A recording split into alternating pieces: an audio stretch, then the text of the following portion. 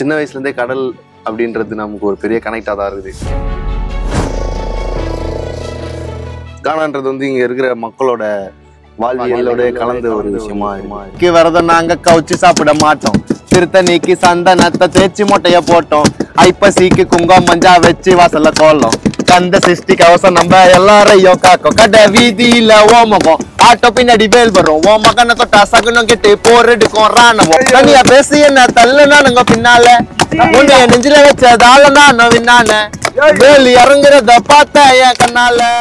Answer question எல்லாமே கலந்துருக்கிறது அந்த art. அந்த ஆர்ட்டை இன்னும் கொஞ்சம் ஹைபிரிட் பண்ணி கொஞ்சம் அப்டேட் பண்ணி உன்னோட இடத்துக்கு எடுத்துட்டு போறதுதான் ஒரு வெப்பனை நான் ரேப்பா யூஸ் பண்றேன்னு நினைக்கிறேன். அப்ப முன்னாடி நம்ம எல்லாம் ஒரு ஊரு தூக்கி ஐயனுக்கு தங்க காவடி தேரு. நான் துங்க காவடி திறந்ததும் உன்னை பார்க்க வண்டியை எடுத்தேன். என் ஆப்பனட்டுங்க எல்லாரையும் என் கிட்ட இருந்து தடுத்த.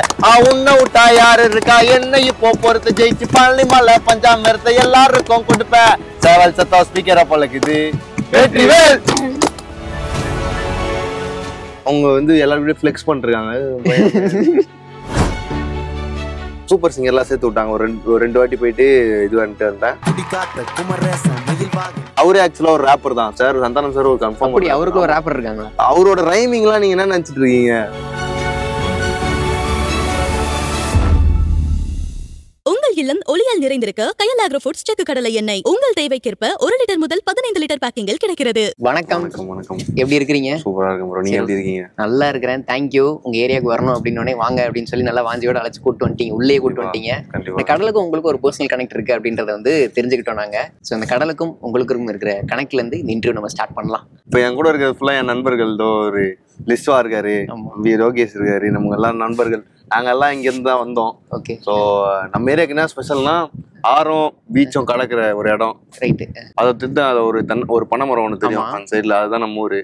இது வந்து இது ஃபுல்லா நம்ம ஊர் தான். எல்லாம் சேர்ந்து ஒன்னா தான் இப்போ இருக்கிறோம். கடலுக்கும் சின்ன வயசுல இருந்தே கடல் அப்படின்றது நமக்கு ஒரு பெரிய கனெக்டா தான் இருக்குது. கடல் இல்லாம எதுவுமே கிடையாது. இந்த கடல் தான் உங்களுக்கு கெளுத்தி அப்படின்ற ஒரு பேரை கொடுத்துச்சு அப்படின்ற மாதிரி விஷயம் சொல்லியிருந்தீங்க. ஸோ அந்த பேரை தான் இப்போ எல்லாரும் உச்சரிச்சுட்டு இருக்கிறாங்க. ஒரு அடையாளமாகவும் மாறி இருக்கு உங்களுக்கு.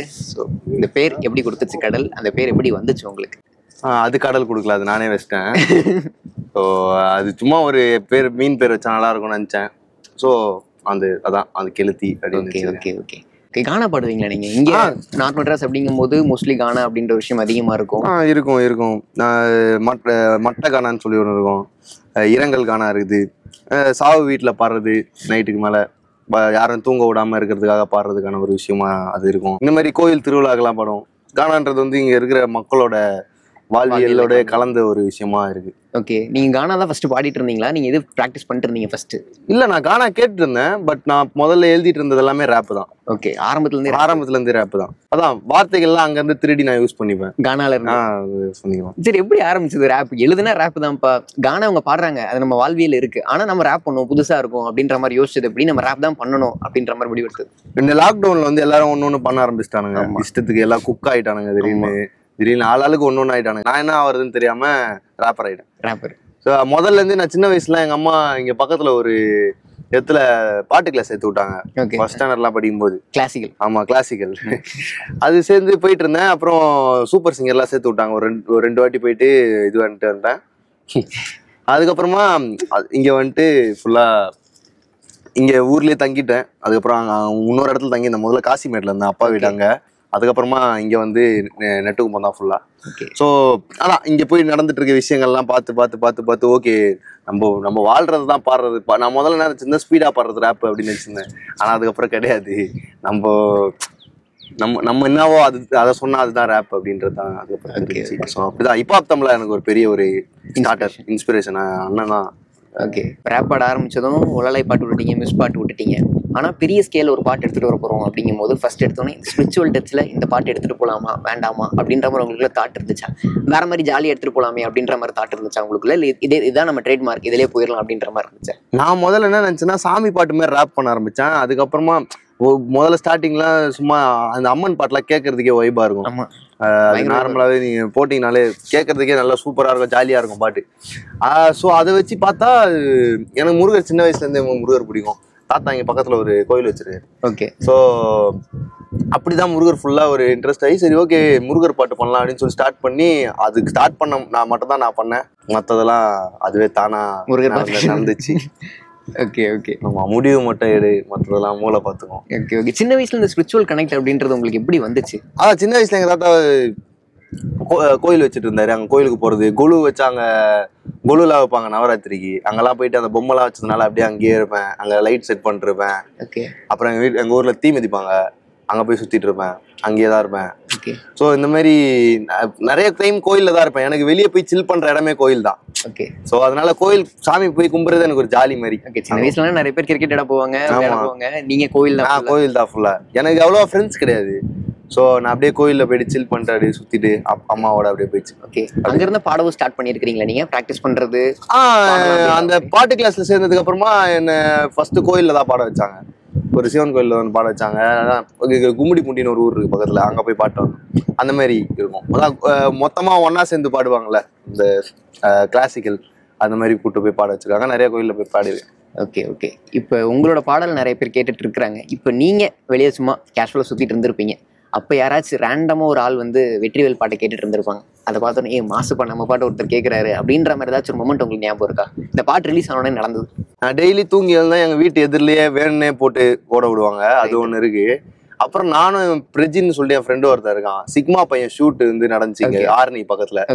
அங்க வந்து என்ன ஆயிடுச்சுன்னா சரி நானும் அவனும் ரொம்ப நேரமா அங்கேயே இருந்துச்சு, போர் அடிச்சுன்னு சொல்லி பைக் பல்சர் ஒன்று எடுத்துட்டு அப்படியே சுத்திட்டு இருந்தோம். சுத்திட்டு இருக்கும்போது ஒரு கடையில போய் டீ குடிக்கலான்னு சொல்லி டீ கடையில் இருக்கும்போது ஒரு குட்டி யானையில அவருக்குன்னா ஒரு 65 வயசு இருக்கும். குட்டி யானை ஓட்டுன வெற்றிவேல் பாட்டு போட்டுன்னு கேட்டுன்னு போறாரு. அவர்கிட்ட ஸ்பாட்டிஃபை அக்கௌண்ட் கூட இருக்காது எனக்கு தெரிஞ்சு.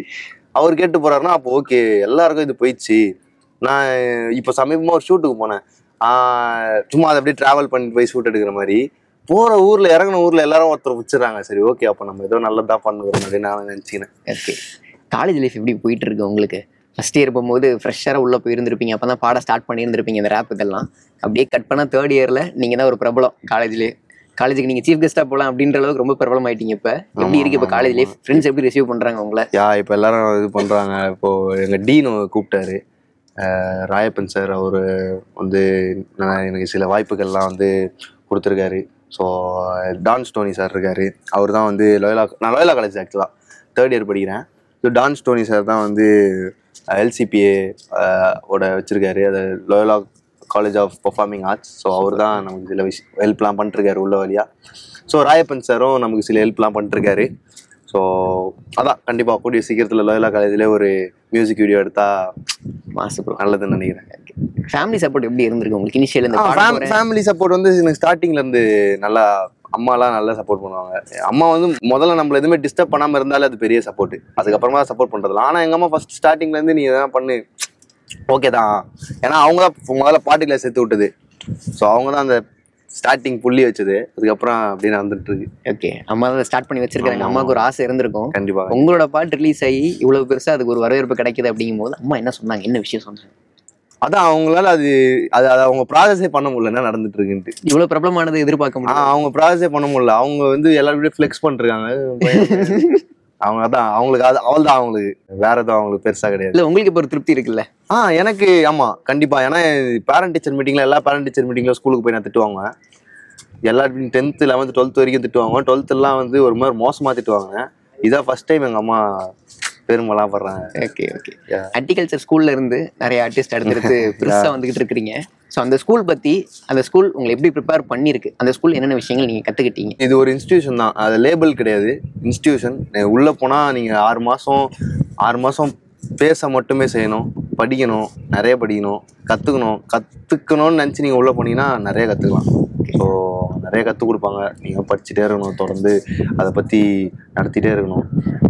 சில டைமில் ஒரு மாதிரி மூட் ஸ்விங்லாம் இருக்கும், அதெல்லாம் நடக்கும், விஷயங்கள்லாம் நடக்கும். பட் ஆனால் அதெல்லாம் தாண்டி போனால் அதுக்கான பலன் கிடைக்கும். ஓகே.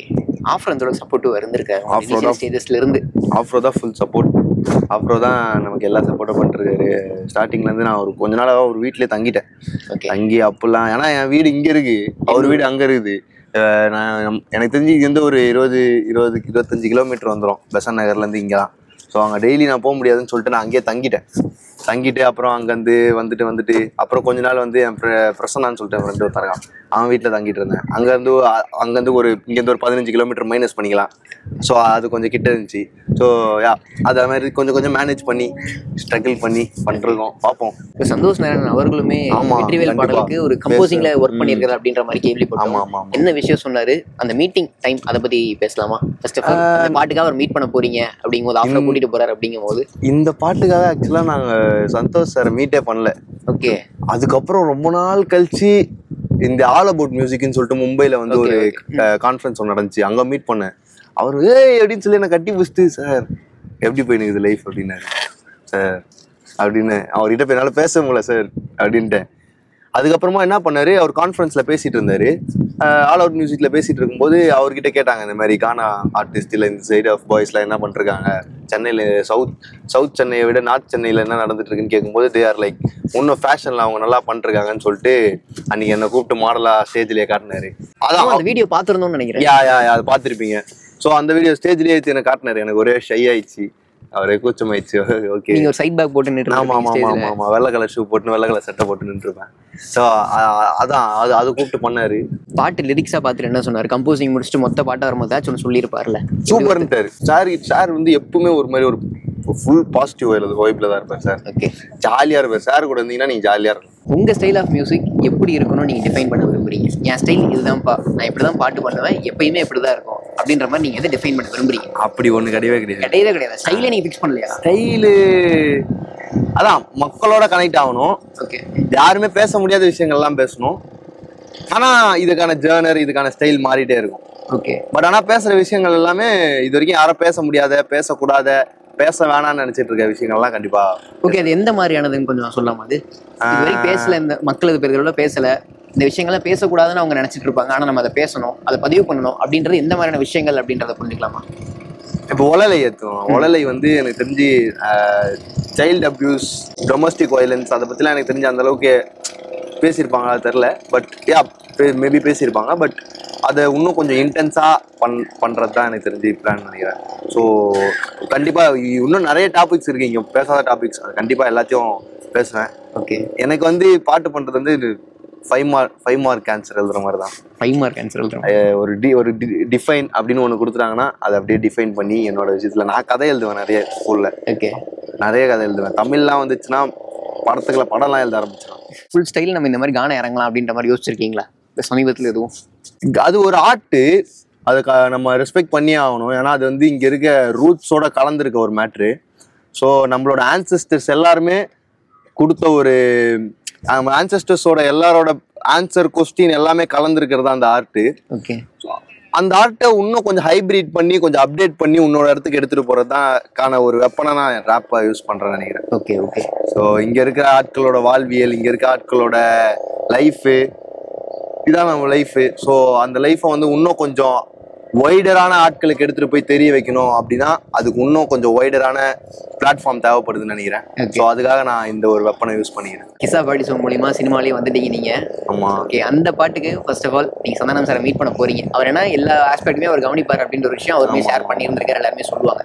இந்த லிரிக்ஸ் நீங்க எழுத போறீங்க அப்படிங்கும் போது உங்க பேருக்கே ஃபர்ஸ்ட் அவர் ஏதாச்சும் ஒரு கலாய் மேட்டர் போட்டிருப்பாரு அப்படின்ற மாதிரி நினைக்கிறேன். ஏதாச்சும் போட்டாரு அவரு?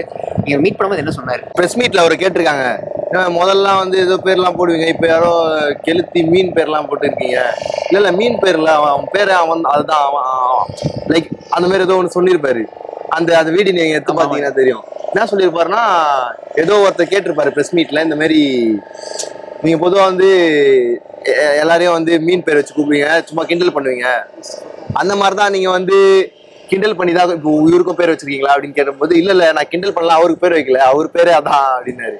ஸோ அதெல்லாம் பயங்கரமான ஒரு மேட்ரு. ஓகே, நீங்க அவரை மீட் பண்ணி என் பேர் கெளுத்தி அப்படின்னு சொல்லி இன்ட்ரடியூஸ் ஆகும்போது அவர் ஏதாச்சும் கலாயாச்சு ஏதாச்சும் விஷயங்கள் போட்டிருக்கிறாரு, ஏதாவது சொன்னாரா? அன்னைக்கு வந்து பொங்கலுக்கு வந்து கரெக்டா காணும் பொங்கல் அப்பதான் அவரை போய் மீட் பண்றேன். அப்ப என்ன பண்ணிட்டேன், என்கிட்ட வேற ட்ரெஸ்ஸே கிடையாது, ட்ரௌசரும் இல்ல. சரி என்ன பண்ணிட்டேன், அந்த பிங்க் கலர் வேஷ்டி கட்டுன்னு போயிட்டேன். நான் ஓம் பராசக்தி கோயிலுக்கு போய் மேல்மருவத்துக்கு போக வந்துருக்கான்னு கேட்டு காமெடி பண்ணிட்டாப்புல. அப்புறம் போயிட்டு உட்காந்து அவர் கூட ஃபுல்லா ஜாம் பண்ணி, அவர் செம்ம சில்லு ஜாலியா இருக்காரு. உட்காந்து இவங்க கூட ஒரு 4 hour 5 hour உட்காந்து ஃபுல்லா பாட்டை முடிச்சுட்டு தான் வீட்டுக்கு போனாரு. ஓகே, அவருக்கு எவ்வளவு பாட்டு சாட்டிஸ்ஃபைடா இருந்துச்சு அந்த பாட்டு? அவருக்கு ரொம்ப பிடிச்சிருந்துச்சு ஆக்சுவலா பாட்டு. நாங்க முன்னாடி ஒரு பாட்டு பண்ணியிருந்தோம், அது கூட அவருக்கு அந்த அளவுக்கு பிடிக்கல. பட் அவர் கூட உட்காந்து பண்ணும்போது எங்களுக்கும் அது ஒரு புது எக்ஸ்பீரியன்ஸா இருந்துச்சு. ஏன்னா அவர் லெஜெண்ட். அந்த மாதிரி ஒரு ஆள் கூட பண்ணும்போது, ஏன்னா அவரோட சில ரைம்ஸ், அவரே ஆக்சுவலா ஒரு ரேப்பர் தான் சார். சந்தானம் சார் ஒரு கன்ஃபார்ம். அப்படி அவருக்கு ஒரு ரேப்பர் இருக்காங்களா? அவரோட ரைமிங்லாம் நீங்க என்ன நினைச்சிட்டு இருக்கீங்க? அந்த மாதிரி ராணுவத்துல அஞ்சனோட ஆணவத்துல அஞ்சவன் தான் அதிகம். அதெல்லாம் சூப்பர் மேட்ரு. அவரு டைலாக்ல அதை பண்றாரு. அவர் அதை பாட்டா பண்ணியிருந்தாருன்னா என்னத்துக்கு அவர் ஆக்சுவலா அவருக்கு ஹிப்ஹாப்லாம் தெரியும். அப்படியா? ஆமா, அவருக்கு எமினம், 50 சென்ட், அவரு எல்லாருமே தெரியும். ஓகே, இந்த டிஸ்கஷன்ல நீங்க பேசி அவருக்கு தெரியும். அவர் மல்டி கல்ச்சர்னு சொல்லிட்டு ஒரு ஹிப்ஹாப் ஈவெண்ட் அட்டிகல்ச்சர் நடத்துறாங்க. சோ அதுக்கு வந்திருந்தாரு. அது மூலியமா அதுல வந்து சொல்றாரு, நான் சின்ன வயசுல எமினம் 50 சென்ட்லாம் கேட்டு சுத்திட்டு அந்த மாதிரி. ஸோ அவருக்கும் ஹிப்ஹாப் இன்ஃப்ளூன்ஸ்லாம் இருக்கு. ஓகே, சரி. இந்த பாட்டு ரிலீஸ் ஆனதுக்கு அப்புறம் சினிமால இருந்து உங்களுக்கு என்னென்ன பாராட்டுகள் கிடைச்சது? யார் பேசினாங்க? நீங்க யார்கிட்ட போய் பேசுனீங்க? யாராச்சும் நம்ம ஒரு பாட்டு பண்ணிட்டோம், நம்ம ஒரு பெருசா ஒரு இடத்துக்கு போயிட்டோம்னா நம்ம போய் ஒருத்தரை மீட் பண்ணணும் அப்படின்ற மாதிரி நீங்க யோசிச்சிருப்பீங்களா? அவர் போய் மீட் பண்ணிட்டீங்களா? நான் வந்து என்ன நினைச்சேன்னா, நான் வந்து ஃபர்ஸ்ட் வந்து லிரிக்ஸிஸ்ட் விவேக் சார் போய் மீட் பண்ணலாம்னு நினைச்சேன். ஓகே. ஸோ கன்ஃபார்ம் மீட் பண்ணி அவங்க கிட்ட பேசும்போது சில விஷயம்லாம் நமக்கு கிடைக்கும்னு நினைச்சேன். நான் அப்பப்போ ஆஃபரை கூட நான் வெளியே போகும்போது அப்பப்போ சார்லாம் பார்ப்பேன், விவேக் சார்லாம் பார்ப்பேன். ஆனா போய் பேசுற அளவுக்கு நமக்கு வந்து இது இருக்காது. போயிட்டு ஒரு மாதிரி நான் ஒரு இன்ட்ரோவர்ட்டா இருப்பேன். போய் எனக்கு போய் கான்வர்சேஷன் பில்ட் பண்ணவே தெரியாது. நான் பாட்டு தனியா இருப்பேன், அப்படி உட்காந்துருவேன். ஒரு பயம் ஒன்று இருக்கும். நீங்களே என்கிட்ட ஒரு 5-6 தாட்டி பேசினாதான் நானே உங்க கூட கம்ஃபர்டபுள் ஆவேன். அப்படி இருக்கும்போது எனக்கு போய் பேசலாம், அப்ரோச் பண்ண எனக்கு ஒரு மாதிரி பயமா இருந்துச்சு. அப்புறம் ஒரு நாள் ஏதோ ஒரு அன்னோன் நம்பர் கால் வந்துச்சு. எடுத்துட்டு, ஹலோ யாரு அப்படின்னு. ஹாய் தம்பி அப்படின்னு. யார் இது? ஹலோ சொல்லுங்க அப்படின்னு. விவேக் பேசுறாரு. கதவை திறந்துட்டு மாடிக்கு போயிட்டேன். மாடி போய் பேசிட்டு இருக்கேன் ஒரு 1 மணி நேரமா. எனக்கு என்னன்னா அவர் சொல்றாரு சில விஷயம்லாம் என்னால் அவர் திருப்பி பேச முடியல. ஓகே நான் தேங்க்ஸ் மட்டும் தான் சொல்லுங்கிறேன். திருப்பி ஆப்போசிட்ல என்ன சொல்லணும்னு கூட எனக்கு தெரியல. ஸோ அப்படியே பேச சொன்னேன். சில மேட்டர்லாம் பண்ணாரு. வெற்றிவேல் ஓகே, பட் ஆனால் ஒலலை தான் அப்படின்னாரு. ஒலலை தான் அவருக்கு ரொம்ப பிடிச்சிச்சு அப்படின்னாரு. ஸோ அது ஒரு பெரிய விஷயமா இருக்கு. ஓகே, வேற யாராச்சும்? சித்தார்த் சொன்னாரு. ஓகே, சித்தார்த் சார் வந்து நமக்கு ஃபுல்லா பாட்டு ரிலீஸ் ஆனதுல இருந்து ஃபுல் சப்போர்ட் பண்ணிருக்காரு. Okay okay. அப்புறம் சுத்தியாசன் அக்கா நமக்கு சப்போர்ட் பண்ணிருந்தாங்க. ஓகே, இந்த மாதிரி நிறைய பேருக்கு இந்த பாட்டு பிடிச்சிருந்துச்சு. என்னென்ன கமெண்ட்ஸா சொன்னாங்க உங்ககிட்ட? சித்தார்த் சார் வந்து ஆக்சுவலா இந்த பாட்டை வந்து ஒரு சந்தோஷ் சாரோட கான்செர்ட்ல பாடுற மாதிரி இருந்துச்சு. ஓகே, இந்த பாட்டை? ஆமா, இந்த பாட்டு அவர் பாடுற மாதிரி இருந்துச்சு. சூப்பர். நடந்ததுன்னா வேற மாதிரி பயங்கரமா இருந்திருக்கும். சோ அந்த மாதிரி ஒரு விஷயம் நடந்துச்சு. இப்ப பால் டப்பா பயங்கரமா பண்ணிட்டு இருக்கிறாரு அசல் கோலார். நீங்க வேற யார் ரொம்ப அட்மையர் பண்றீங்க? பால் டப்பா, அசல் கோலார், வேற யாரு, ஆதவன் தமிழ், ஓகே, செம்பின்னு ஒருத்தர் பண்ணிருக்காரு, அப்புறம் காடின்னு ஒருத்தர் பண்ணிருக்காரு, அப்புறம் சாண்டின்னு ஒருத்தர் பண்ணிருக்காரு, அப்புறம் வாங்கல் புள்ள விக்கி. எங்க கானா ஆர்டிஸ்ட் ஆக்சுவலா பஞ்சாப்ல இருக்கிற ராப்பர்ஸ் தான். ஓகே, பஞ்சாப்ல இருக்கிற ராப்பர்ஸ்லாம் என்ன கதைன்னா, அவங்க ஒரு மேட்ரு ஒன்று பண்ணுவாங்க. அதுல வந்து ஹிப்ஹாப் பீட்டு எல்லாமே இருக்கும். ஸோ இங்க இருக்க கானா ஆர்டிஸ்டுக்கு எல்லாருக்கும் அந்த மாதிரி ஒரு நல்ல ஒரு பீட், ஒரு மிக்சிங் இருந்தா அவங்களும் பஞ்சாப்ல இருக்க கதை தான் இங்கேயும். ஸோ அது கண்டிப்பா நடக்கும். கண்டிப்பா சீக்கிரமாவே நடக்கும். இப்போ இருக்கிற டைமுக்கு எல்லாரும் ஃபாஸ்டா இருக்காங்க. ஸோ கூடிய சீக்கிரம் அது நடந்துரும். எவ்வளோ அதுதான், அதுக்காக தான் இப்போ எல்லாமே பண்ணிட்டு இருக்கோம். ஓகே. ராவடின்னு நண்பர் ஒருத்தர் இருக்காரு, அவர் பாண்டிச்சேரியில இருந்து. என்னன்னா ஹிப்ஹாப் மூலியமா எனக்கு ஒரு ஃபேமிலி செட்டே இருக்குது. இவனுங்கெல்லாம் என் கசின்ஸ் மாதிரி இருக்கானுங்க. இப்போ ராவடின்னு ஒருத்தர் இருக்கிறாரு, அவர் வந்து பாண்டிச்சேரியில இருக்காரு. மாணிக்குன்னு ஒருத்தர் பெங்களூர்ல இருந்து இருக்கிறாரு. அதுக்கப்புறமா சிவாஜின்னு சொல்லிட்டு அவர் மாஸ் அப்பீல் ஆர்டிஸ்ட், அவர் வந்து மும்பைல தாராவில இருக்காரு. ஸோ இந்த மாதிரி ஒரு ஊர்ல ஒரு ஆட்கள் இருக்கிறாங்க. அப்புறம் கேரளால வந்து வேடனையாலாம் வந்து நமக்கு ஓஜி. வேடனையா, டாப்ஸி, அதுக்கப்புறமா அங்க வந்து என் ஃப்ரெண்ட்ஸ் நிறைய பேர் இருக்காங்க. விமல் இருக்கு, ஸ்டிக்குன்னு ஒருத்தன் இருக்காங்க. அதுக்கப்புறம் விமல்னு ஒருத்தர் இருக்காங்க. ஸோ இங்க நிறைய பேர் நம்ம எங்கெல்லாம் போறோமோ அங்கெல்லாம் நமக்கு ஒரு ஆளை இந்த உலகமே கொத்துரும். ஸோ எனக்கு வந்து எப்படின்னா, ஒன் பீஸ் பாத்துருக்கீங்களா? ஒன் பீஸ் அங்க வந்து எப்படின்னா, போட்ல நீங்க எடுத்து போயிட்டே இருக்கணும். ஷிப்ல போயிட்டே இருக்கும்போது ஒரு லேண்ட்ல இறங்கும் போதும் உங்களுக்கு ஒரு ஃப்ரெண்ட்ஸ் கிடைப்பாங்க. கூட்டு வச்சுன்னு நீங்க அந்த இடத்த டிராவல் பண்ணணும். இதுதான் அந்த சீரீஸோட மைய கதையே. ஸோ எனக்கு இப்போ அப்படிதான் இருக்குது. ஸோ ஓகே, இத்தனை நண்பர்கள் உங்களுக்கு கிடைக்கிறாங்கல்ல. சரி, வேடனா இருக்கட்டும், டாப்ஸியா இருக்கட்டும், இவங்களும் சூப்பரா பண்ணிட்டு இருக்காங்க. எப்படியாச்சும் அவங்களை மீட் பண்ணி நம்ம பேசிடணும். மீட் பண்ணலனாலும் சின்னதாக ஒரு பேசிடணும். நம்ம ஏதாச்சும் அவங்கள்ட்ட பேசிடணும், நம்மளோட பாட்டை அவங்கள்ட்ட காமிச்சிடணும் அப்படின்னு மாதிரி ஆசைப்பட்டு அண்ணன்ட்டெல்லாம் போய் கேட்டிருக்கீங்களா? ஆஃப் ரோட் ரோட்டை இல்லை அசல் நாட்டை அவங்ககிட்டலாம் போய் கேட்டிருக்கீங்களா? வேடனையா கிட்ட பேசியிருக்கேன். ஓகே, வேடனையா கிட்ட வந்து நான் இப்போ இந்த குதந்திரம் ரிலீஸ் ஆன அந்த டைம்ல பேசியிருக்கேன். ஐயா இந்த மாதிரி நிறைய விஷயம் சொன்னார். எனக்கு அவர்கிட்ட இருந்து நிறைய விஷயம் கத்துக்கிட்டேன். எப்படி ஒரு ஆர்டிஸ்டா இந்த இடத்துல ஃபார்ம் ஆயிருக்கணும், ஆர்டிஸ்டா எந்த மாதிரி விஷயங்கள்லாம் நம்ம மூளைக்கு என்னென்ன தீனி போடணும் அப்படின்ற சில விஷயம்லாம் கத்துக்கிட்டேன். டாப்ஸி கிட்ட இருந்து அதான் இன்னும் பயங்கரமான விஷயம்லாம் கத்துக்கிட்டேன். ஏன்னா அவர்கிட்ட இருந்தா முதல்ல ஒரு இன்செக்யூரிட்டி எனக்கு உடஞ்சுது. வாய்ஸ் வந்து என்ன, வாய்ஸ் வந்து அழகா இருக்கணும்னு தேவையில்ல, வாய்ஸ் வந்து அழகா இருக்கிற மாதிரி பாடணுன்றதை நான் வந்து டாப்ஸி கிட்ட இருந்து சூப்பர் ப்ரோ. இந்த மீடியமுக்கு ஒரு பெரிதளவு வரவேற்பு கிடைக்க ஸ்டார்ட் ஆயிருச்சு. ஸோ அப்படி இருக்கிற நம்ம இடத்துல கொஞ்சம் பொறுப்பாக நம்ம செயல்பட்டு ஆகணும் அப்படின்ற ஒரு விஷயம் இருக்கு இல்லையா? ஸோ நம்ம எழுதுற பாட்டில் பொலிட்டிக்கல் கரெக்ட்னஸ் ரொம்ப முக்கியம் அப்படின்ற ஒரு விஷயத்த யார் உங்களுக்கு ரொம்ப உணர்த்துறாங்க? நீங்க எப்படி அந்த விஷயத்தை புரிஞ்சுக்கிறீங்க, எப்படி அந்த விஷயத்த ஃபாலோ பண்றீங்க? எனக்கு 2 பேர் இந்த விஷயத்த சொன்னாங்க. 2 பேருமே டேரக்டர்ஸ். ஓகே. ஒருத்தர் வந்து எனக்கு கென்ராய்சன் சொன்னார் ஃபர்ஸ்ட் இந்த மேட்டரை.